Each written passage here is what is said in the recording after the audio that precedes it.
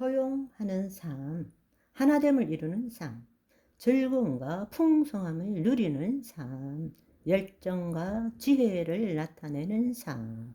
이 세 가지 행동 양식은 우리의 혼이 하나님의 생각과 감정을 선택하는 태도라고 말할 수 있습니다. 이것은 예수 그리스도 밖에 있으면 결코 나타날 수 없는 마음의 태도죠. 사랑의식에서 기초해서 행하는 일은 허용과 하나됨을 추구한다고 말씀드렸습니다. 사랑은 하나님의 생명의 본질입니다. 우리 몸이 하나님의 사랑을 경험할 때 우리는 이 사랑에 기초한 행동을 하게 됩니다. 그것의 가장 큰 것이 뭐냐? 허용과 하나됨입니다. 여러분, 사실 대부분의 문제는 뭔가? 우리의 가장 큰 문제는 뭔가? 내가 내 자신을 사랑하지 못하기 때문입니다. 다른 말로 진정한 내가 내 몸에 사랑을 주지 못했기 때문에 하나님의 사랑을 내 몸이 경험하면 사실은 남들이 뭐라고 하든 별 문제가 되지 않습니다. 내가 그 사랑이 없기 때문에 인정받기 위해서 우리가 대부분 다툼이 일어나고 분리가 일어나는 것은 내 안에 사랑이 없기 때문입니다. 내 안에 사랑이 있으면 남이 나에게 욕을 해도 별로 문제가 되지 않아요. 그러니까 사랑이 내 내면 깊숙한 곳에서 계속적으로 하나님의 사랑을 경험한다면 하나님이 자녀들을 얼마나 사랑했는지요. 요한 1서 3장 1절은 말씀하고 계세요. 그 사랑이 올라온다면 모든 것들을 따지지 않아요. 그냥 허용하게 되는 것입니다. 있는 그대로 봐주는 거예요. 판단하지 않는다고. 나누지 않는다고. 분리시키지 않는다고요. 네가 옳고 내가 옳고가 없어지기 시작하는 거예요. 선악을 나누고 옳고 그름을 나눈 것이 없어지는 것입니다. 허용하는 거예요. 있는 그대로를 봐주는 거예요. 내 관점에서 보는 것이 아니라 하나님의 관점에서 보는 것이죠. 허용하는 것입니다. 그리고 모든 것을 나누는 것이 아니라 사랑은 하나됨이에요. 무엇이든지 내 생각과 감정으로 판단하고 구분하고 제한하는 것이 아니라 있는 그대로 받아들이는 것입니다. 그런데 내 경험과 지식에 기초한 판단 없이 행동한다는 것은 수동적이고 열정이 없어 보일지도 모르지만 아니요. 정반대로 적극적이고 창조적입니다. 왜냐하면 사랑 가운데에 하나님의 능력과 지식이 임하기 때문입니다. 여러분, 대부분의 놀라운 발견들, 창조적 아이디어는 어디서부터 나옵니까? 자신의 경험과 지식으로부터 나오는 것이 아닙니다.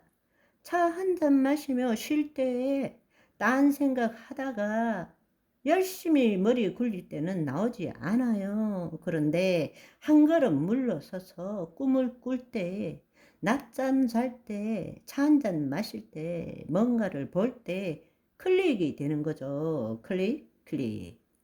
노벨상의 40%가 자신의 연구를 통해서가 아니라 그 연구로부터 벗어났을 때에 가진 연구 결과로 노벨상을 받는다는 것입니다. 하나됨은 모든 형상을 분리시키고 비교하고 우위를 가리는 것이 아니라 모든 것을 예수 그리스도 안에 통합시키고자 하는 것이죠.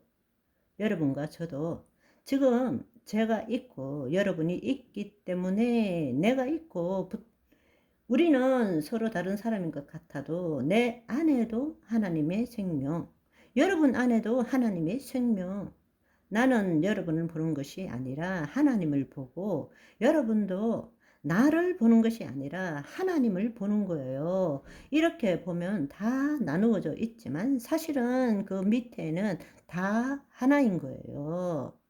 모든 피조세계도 하나님의 생명으로서 만들어진 것입니다. 그래서 예수 그리스도께서 이 땅에 오신 이유는 뭡니까? 하늘에 있는 것이나 땅에 있는 것이 다 예수 그리스도 안에서 통일되게 하려 하심이니라. 아멘. 하나님의 뜻대로 부르심을 입은 자들에게는 합력하여 선을 이루는 것입니다. 네가 낫고 내가 낫고 네가 옳고 내가 틀리고 이렇게 나눈 게 아니라 우리가 함께 함으로 하나님의 온전하심이 드러나는 거죠. 아멘. 그 마음을 갖고 있다라는 것입니다. 그 마음을 두 번째로 온전 의식에 기초하여 일을 행할 때는 풍성함과 즐거움을 나타내는 것입니다. 환경과 자신의 마음의 변화를 기다리거나 추구하는 것이 아니라 이미 온전한 것을 나타내는 것이죠. 우리 안에 하나님의 전부가 들어있기 때문입니다. 미래의 뭔가를 얻어내는 것이 아니라 이미 우리 안에 주어진 것을 나타내는 삶을 사는 것이죠. 아멘. 그 일을 위해서 약속의 말씀을 주신 거잖아요. 하나님은 말씀을 이루시는 분이시고 우리는 하나님의 온전하심 때문에 우리의 마음은 풍성함과 즐거움을 나타낼 수 있는 것입니다.